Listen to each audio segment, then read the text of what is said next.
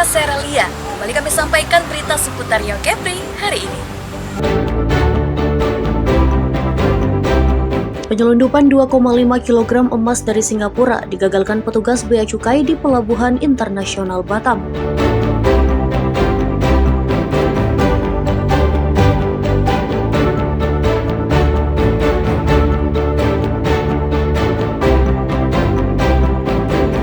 Tujuh tersangka dugaan korupsi pembangunan dermaga Pelabuhan Batu Ampar Batam ditangkap.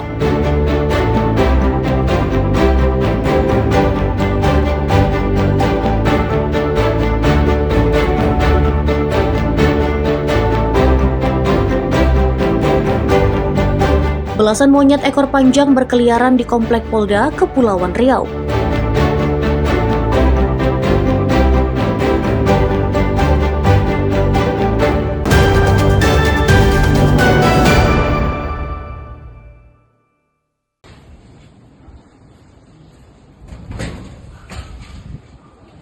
Belasan monyet ekor panjang berkeliaran di Komplek Dinas Polda Kepulauan Riau.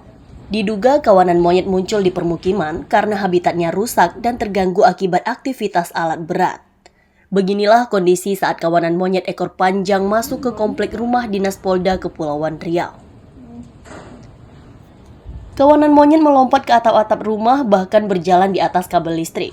Polisi kehutanan turunkan tim untuk menangkap monyet dengan memasang perangkap. Ada beberapa faktor.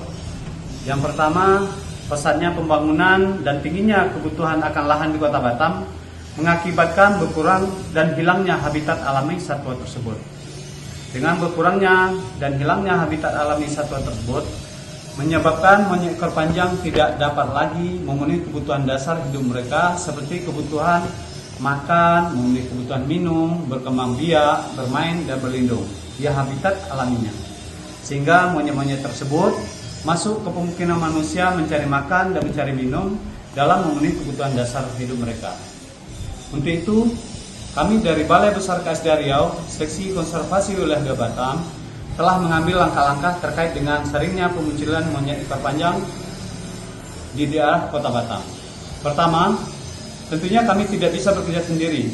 Mesti ada komitmen dari pemerintah pusat maupun pemerintah daerah dalam hal memperhatikan dan mempertimbangkan ruang hidup habitat alami satwa liar dan merencanakan pembangunan dan pengalokasian lahan di Kota Batam. Yang kedua, melakukan koordinasi dan sosialisasi kepada instansi pemerintah untuk menyuarakan pentingnya menjaga habitat alami satwa liar khususnya di Kota Batam. Yang ketiga, terhadap monyet ekor panjang yang masuk ke pemukiman atau perumahan, kami menghimbau agar masyarakat dapat membuang sampah pada tempatnya dan menggunakan tempat sampah yang tertutup rapat, karena hal tersebut dapat memancing kembalinya monyet untuk mencari makan. Selanjutnya, monyet berekor panjang itu akan dilepas liarkan kembali ke kawasan konservasi hutan lindung. Aulia Ihsan melaporkan dari Batam, Kepulauan Riau.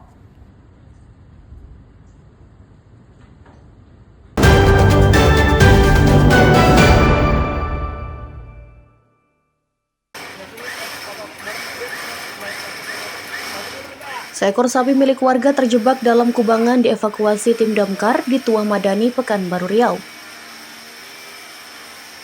Sapi dengan bobot 800 kg terjebak di kubangan berlumpur sedalam 1 meter lebih. Pemilik berupaya mengeluarkan sapi dengan cara ditarik menggunakan tali bersama warga lainnya, namun usaha tersebut gagal. Khawatir dengan kondisi sapinya, warga melaporkan kejadian itu ke Dinas Pemadam Kebakaran. Menggunakan seling baja dan ditarik mobil damkar, sapi akhirnya dapat dikeluarkan dari kubangan. Selanjutnya, sapi diserahkan pada pemilik yang kemudian membersihkannya. Untuk kronologis kejadiannya, kita mendapatkan laporan dari pemilik sapi bahwasanya sapi tersebut terperosok sekitar jam 1 malam.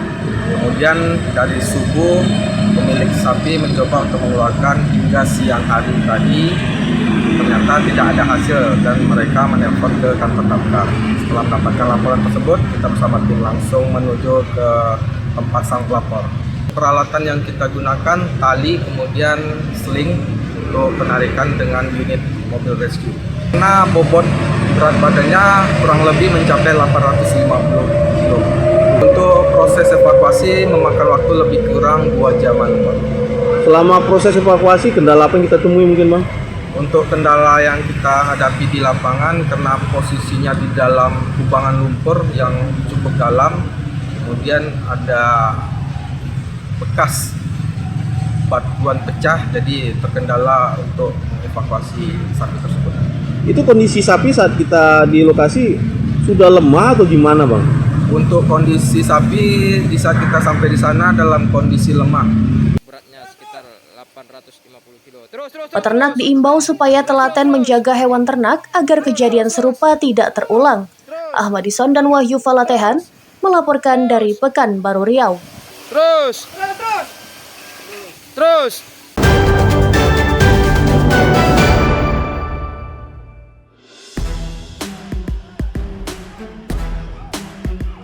Turnamen voli antar desa berlangsung meriah di Pematang Duku, Bengkalis, Riau.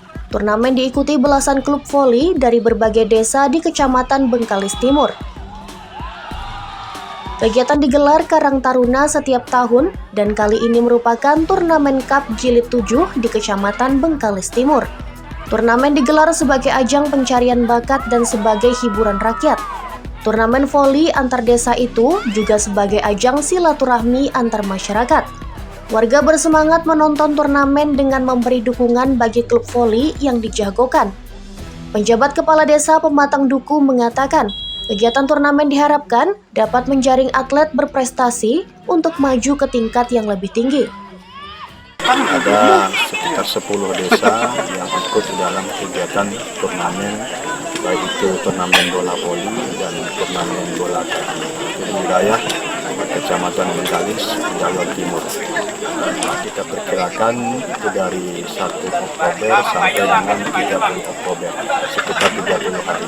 Harapan kita di dalam kegiatan turnamen ini yang pertama tentunya kita berharap ini bisa mempererat hubungan silaturahmi antara masyarakat desa yang ada di wilayah Kecamatan Bengkalis ini, dan ini bisa juga untuk membangkitkan semangat olahraga yang ada di wilayah desa kita.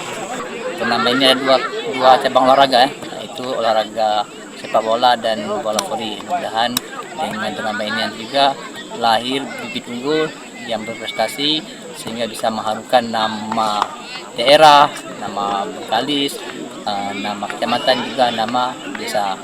Harapan kami.